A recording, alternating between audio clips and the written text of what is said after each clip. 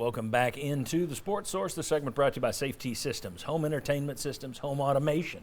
If you want to just basically run your house from your cell phone, they can set it up for you. Security systems, life safety systems, whatever you need, VFL JJ Surlis and the team at Safety Systems can handle it for you. Visit their website. It's safetysystems.com. You see everything that they do. And I guarantee you, if you're like me, you're going to look at that website and you're going to walk away saying, okay, well, now I've got a checklist of 29 things that I want Safety Systems to do in my home or for my business. They do businesses all over East Tennessee as well. Call VFL JJ Surlis this week, Safety Systems.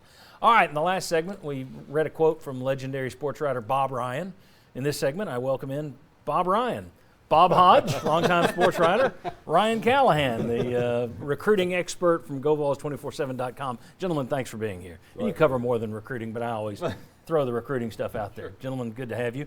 Chuck Cavaleris, Jimmy Himes back with us. All right, you heard that last segment where we talked about basketball is really becoming, it's all about the three.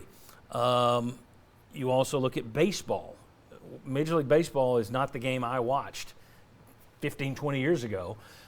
Hit and run's gone, bunting out the window, stolen bases, not like it used to be. It's all launch angles and home runs and strikeouts. Just swing for the fences because it's quicker, it's easier, just get your home runs. Football, you're now seeing guys like Lane Kiffin go for it on fourth down at his own 30 against Alabama, and it bites him in the butt. You're seeing guys like John Harbaugh who week after week go out there and have a chance to go to overtime, win a game. No, let's go for two. The analytics say go for two, and you lose. And then he walks in to the press conference afterwards and says, well, the analytics say to do it, and I'm always going to trust my guys. As Mark said in the last segment, part of that's just covering your butt.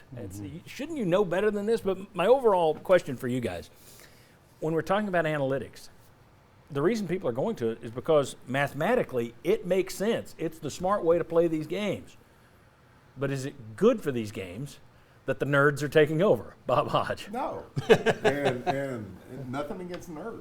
But if Mark said it best in the last segment, look at your team, look what you've got, look what the situation is, and I would let that dictate things to me other than the analytics. There was a football coach in Arkansas a few years ago. You all may have read about the guy. He never punted. Never punted. Always went for it on fourth down. Always went for it. Had a great record. And so everybody said, you should always go for it on fourth down. Look at his record. Well, also look at his team. He had better players than the other people. So in his world, go for it on fourth down. It doesn't always work that way. So I'm not anti-analytics. There's a place. But I'm also, you got to take what you have and say, okay, this part of analytics works for us, this part of analytics does not. There was one of those coaches, I don't know if it's the same one or not, that got a college job at a smaller division and was gone by midseason.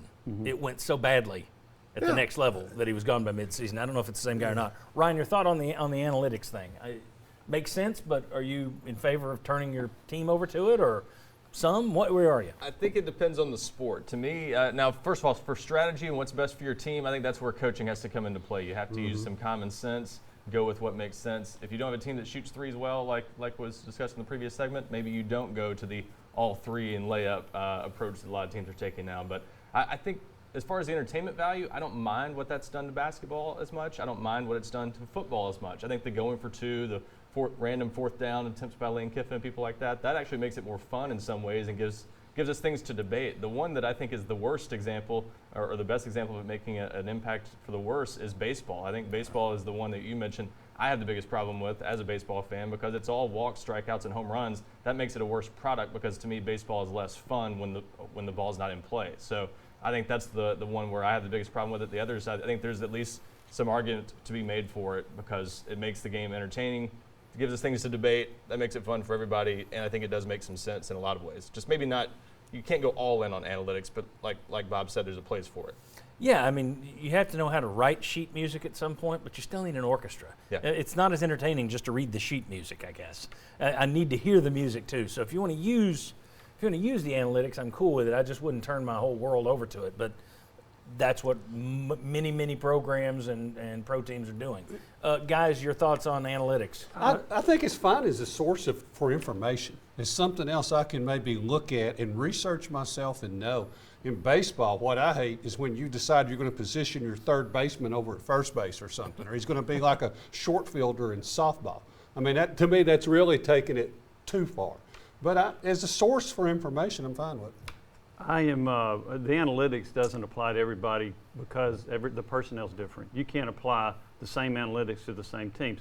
If I'm going for 2 in the NFL and I got Patrick Mahomes and Travis Kelce and Clyde Edwards-Helaire, I feel a little bit more comfortable than if I got Daniel Jones at quarterback. So I think it has a lot to do with your personnel. The other thing, and I've heard this about analytics in the NFL, it just blows my mind. In the fourth quarter, a team will score a touchdown and they're down by 9, and they go for 2. And I'm like, why? If you don't get it, you're 2 possessions down. Correct. If you get it, you're 1 possession down. I understand that, but why? I want to be within 1 possession. And the other thing about threes, if you shoot 60% and make 60% of your 2s, that's better than 30% of your 3s. So again, it gets back to your personnel in terms, in my opinion, of applying analytics. All right, very good. I want to. So we've done 3 straight segments here that kind of tie together. We took it from the basketball, which impacts the ball basketball team because they're not shooting very well. Then we're talking about analytics in general. And next, Josh Heupel's system. Bob Hodge had someone make an interesting comment about Josh Heupel's offense to him after the Music City Bowl. Guy was upset. He said, well, it's gimmicky offense. Okay. Is Josh Heupel's offense a system? Is it a gimmick? Or is it a gimmicky system? Come back, we'll discuss.